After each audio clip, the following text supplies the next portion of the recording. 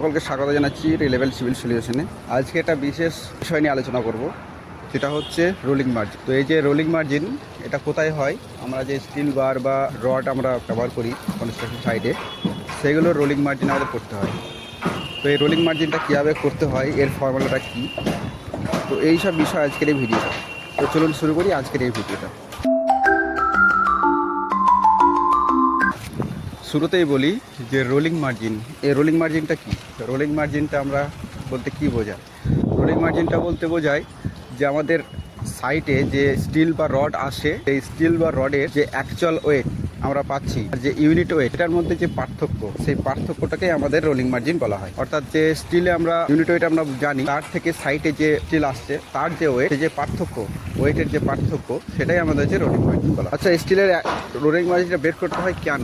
এর পেছনে কি কারণ? রোলিং মার্জিনটা বের করার মূল কারণ হচ্ছে, আমাদের রোলিং মার্জিন যদি না বের করি, তাহলে যে বিল অ্যামাউন্ট, অর্থাৎ যে আমাদের এটা কিন্তু বেড়ে যাবে। কীরকমভাবে বেড়ে যাবে? সেটা হচ্ছে, আমরা জানি ইউনিট ওয়েট এক রকমের রয়েছে, কিন্তু সাইটে যে রড আসছে বা স্টিল আসছে তার ওয়েট হয়তো আলাদা। ইউনিট ওয়েট বলতে 1 মিটারের যে ওয়েটটা। তো তখন কি হয় যে আমাদের হয়তো দেখা যায় যে সাইটে আমাদের যে রড আসছে তা ইউনিট ওয়েটের থেকে বেশি। তো এই যে বেশি এবং কম যে রডটা আসছে, সেটাকে আমাদেরকে মেজার বা ক্যালকুলেশন করতে, না হলে যে বিল অ্যামাউন্ট, ক্লায়েন্ট যে বিল হয় বা যে প্রজেক্টের যে খরচা, সেটা কিন্তু বেড়ে যায়। যদি দেখা যায় যে ইউনিট ওয়েটের থেকেও সাইডে যে রড আসছে তার ওয়েট বেশি, আমাদের এই রোলিং মার্জিনের যে ক্যালকুলেশন, সেটা আমাদের পুরো ডিটেলসে দেওয়া আছে 1786 আইএস কোডে। 1786 আইএস কোড ফলো করলে আমরা দেখতে পাবো এখানে পুরো ডিটেলসে দেওয়া আছে যে কত আমাদের রোলিং মার্জিন ছাড় দেওয়া হয়েছে।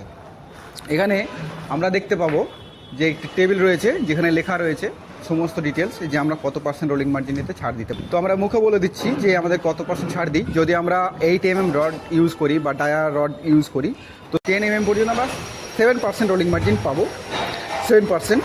আচ্ছা, তারপরে আমরা যদি 12 রড ইউজ করি বা 12 mm রড ইউজ করি, তো সেখানে আমরা rolling margin 5%, plus minus 5% rolling margin পাবো। এর উপরে অর্থাৎ 20 mm যদি ডায়ার রড ইউজ করি, তাহলে সেক্ষেত্রে আমরা প্লাস মাইনাস 3% রোলিং মার্জিন আমরা নিতে পারবো।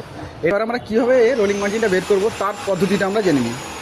পদ্ধতি: প্রথমে আমাদের সাইডে যে ডায়ার রডগুলো আসবে, ধরে নিন আমাদের সাইডের ডায়ার রড এসেছে, সাইডে রড এসেছে 3 রকমের। একটা হচ্ছে 8 mm, 12 mm এবং 25 mm। ধরে নেওয়া যাক 3 রকম ডায়ার আমাদের রড এসছে, 8 mm, 12 mm এবং 25 mm রডের আমরা রোলিং মার্জিন বের করব। প্রথম পদ্ধতিতে আমরা 3টে ডায়ার রডকে স্যাম্পেল নেব, 3টি করে, অর্থাৎ 1 মিটার করে প্রত্যেকটা রডকে কাটবো, 1 মিটার করে প্রত্যেকটা রডকে কাটবো, স্যাম্পেল নেব। 8 mm ডায়ার 1 মিটারের 3টে, 12 mm ডায়ার 1 মিটার করে 3টে, 25 mm ডায়ার 1 মিটার করে 3টে, প্রত্যেকটার স্যাম্পেল নেব। এরপরে আমরা এটাকে ওজন করব। ওজন করলে যে আমরা ওয়েটটা পাবো, সেটা আমরা লিখতে থাকবো কাগজে। তো আমরা সেটাকে নোট করলাম। এরপরে আসুন আমরা একটা ক্যালকুলেশন করি, যেটা আমরা রোলিং মার্জিন বের করব সেটা আপনারা দেখাচ্ছি। প্রথমত আমরা একটা টেবিল করেছি, টেবিলটার মধ্যে আমরা দেখানো হচ্ছে যে ধরে নিন আমাদের সাইটে 3 রকমের ডায়ার রড এসছে। 3 রকমের ডায়ার রড বলতে, যেটা 8 mm ডায়া বা 8 mm ডায়ার যে রডটা, সেটা 3টে স্যাম্পেল কেটেছি। 3টে স্যাম্পেল আপনারা কেটে নেবেন। 3টে স্যাম্পেলের মধ্যে সবগুলো কিন্তু 1 মিটার করে হতে হবে। সেই 3টে স্যাম্পেলকে আমরা ওয়েট করেছি। ওয়েট করার পরে আমাদের যে ওয়েটটা এসছে সেটা হচ্ছে 0.396, 0.14, সরি 41, 0.4424। তো এটা আমাদের 3টে স্যাম্পেলের 3টে ওয়েট। তো আমরা এই 3টে ওয়েটকে আমরা অ্যাভারেজ যদি করি বা গড় করি, তাহলে কত আসছে?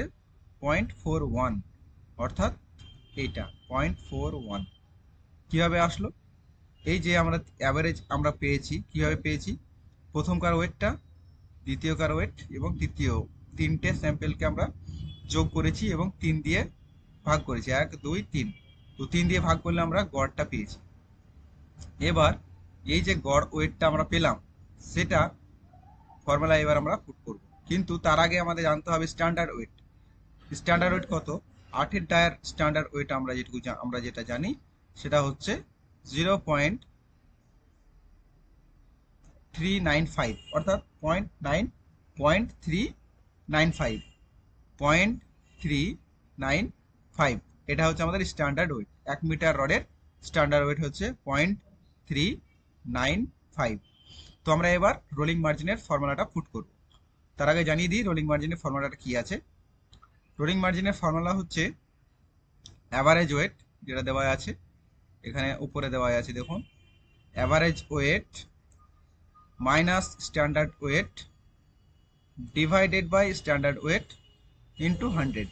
অর্থাৎ এটা যেহেতু পার্সেন্টেজ বের করছি তার জন্য এটা 100 দিয়ে আমরা গুণ করেছি।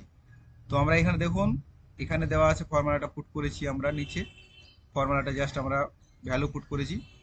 এটা হচ্ছে আমাদের গড় মানে অ্যাভারেজ, তারপর এটা রয়েছে স্ট্যান্ডার্ড ওয়েট, তারপর ডিভাইডেড স্ট্যান্ডার্ড ওয়েট ইন্টু 100। তাহলে আমাদের বেরোলো কত? পার্সেন্টেজ। এটা হচ্ছে আমাদের পার্সেন্টেজ বেরোলো 3.79%। তো এইভাবে আমাদের ফর্মুলাটা পুট করে পার্সেন্টেজটা বের করতে হবে। এখানে রোলিং মার্জিন হিসেবে কত পাচ্ছি আমরা, তাহলে পার্সেন্টেজ কত বেরোলো? 3.79। এটা হচ্ছে 8 mm ডায়ার ক্ষেত্রে এই পার্সেন্টেজটা বেরিয়েছে। অ্যাকচুয়াল সাইডে যে রডটা এসছে সেটার আমরা রোলিং মার্জিন পেয়েছি। কিন্তু আইএস কোডে আমাদের কত বলা হয়েছে? +-7%-এর মধ্যে হতে হবে, এটার উপরে যাওয়া যাবে না। তাহলে আমাদের কি হলো, 3.75 যেটা এসছে, 3.79 যেটা এসছে তার মানে এটা পাস, অর্থাৎ অ্যালাউ করা যাবে। +-7%-এর মধ্যে হয়েছে সেই জন্য এটাকে অ্যালাউ করা যাবে। ঠিক সেইভাবে আমরা এবার বের করব দ্বিতীয়, অর্থাৎ 12 টায়া বা 12 ডায়ার রডের রোলিং মার্জিনটা বের করব। ঠিক আছে, তো চলুন দ্বিতীয়টা বের করি। আমরা যেটা বের করব সেটা হচ্ছে 12 mm dia rod. 12 mm dia rod এখানে আমরা ঠিক সেই প্রসেসে বের করবো যেভাবে আমরা 8 ডায়ার রডটা বের করলাম। কিরম ভাবে বের করব? আমাদের তিনটে যে প্রসেসটা নিয়েছিলাম, তিনটে আমরা স্যাম্পল নিয়েছি।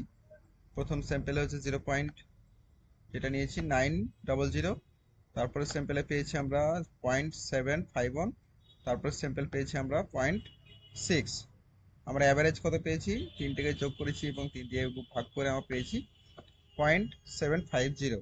এটা আমরা অ্যাভারেজ পেয়েছি। তো আমরা ঠিক সেইভাবে ফর্মুলা আমরা বের করব স্ট্যান্ডার্ড ওয়েটের সাথে। স্ট্যান্ডার্ড ওয়েট কত আমাদের 12 mm বারের জন্য? সেটা হচ্ছে 0.889 বা 888 আমরা বলতে পারি, তবে এটা আমাদের স্ট্যান্ডার্ড ওয়েট। তো আমরা ফর্মুলা পুট করলাম। ফর্মুলা পুট করলে আমাদের প্রথমে কি করতে হবে? অ্যাভারেজ ওয়েট অর্থাৎ 0.750, এটা আমাদের অ্যাভারেজ, মাইনাস করলাম স্ট্যান্ডার্ড ওয়েটের সাথে, ডিভাইডেড করলাম স্ট্যান্ডার্ড ওয়েটের সাথে ইন্টু আমরা গুণ করলাম 100-র সাথে, অর্থাৎ পার্সেন্টেজ যেহেতু বের করতে হবে তাই আমরা মাল্টিপ্লাই গুণ করে দিলাম 100-র সাথে। তাহলে কত বেরোলো? এখানে বেরোচ্ছে এটা, সেটা কিন্তু মাইনাসে বেরোচ্ছে। মাইনাস কত? -15.6% হচ্ছে, -15.6% আমাদের বেরোলো। তাহলে আমাদের কত হলো? এটা যেহেতু আমাদের আইএস কোডে কি বলেছে, +-5%-এর মধ্যে হতে হবে, কিন্তু সেখানে আমাদের -15.6% হচ্ছে, সেই জন্য এটাকে আমরা অ্যালাউ করবো না বা এটা ফেল। আমাদের রোলিং মার্জিনে কিন্তু এই 12 mm ডায়াটা ফেল হয়ে গেছে, অর্থাৎ এটা বেরিয়েছে, যেটা আমরা ডিসঅ্যালাউ করব। ঠিক সেইভাবে আমরা 25-এর ডায়ার রডটাও বের করব, যেখানে বেরিয়েছে আমাদের -7%। তো এটা যেহেতু আমাদের আইএস কোডে বলেছে 7%-এর মধ্যে হতে, মানে আমাদের 3%-এর মধ্যে হতে হবে, কিন্তু যেখানে আমাদের 7% যেহেতু বেরিয়েছে, তো এটা আমাদের ফেল বা ডিসঅ্যালাউ করতে হবে, এটা সাইটে অ্যাকসেপ্টেবল নয়। সাইটে যদি আমাদের এইভাবে রোলিং মার্জিনে ফেল হয়ে যায় কোনো রড, তাহলে সেটাই কিন্তু আমাদের ইউজ করা যাবে না, সেটাকে আমাদের ডিসঅ্যালাউ করতে হবে এবং সেটাকে সাইড থেকে বের করতে হবে। তো এইভাবে রোলিং মার্জিনটা বের করতে হয় আইএস কোড হিসেবে। তো এইভাবে বোঝালাম, আশা করি বোঝাতে পেরেছি। কোনো প্রশ্ন থাকলে অবশ্যই কমেন্টে জানাবেন। তো আজকে ভিডিও এই পর্যন্ত।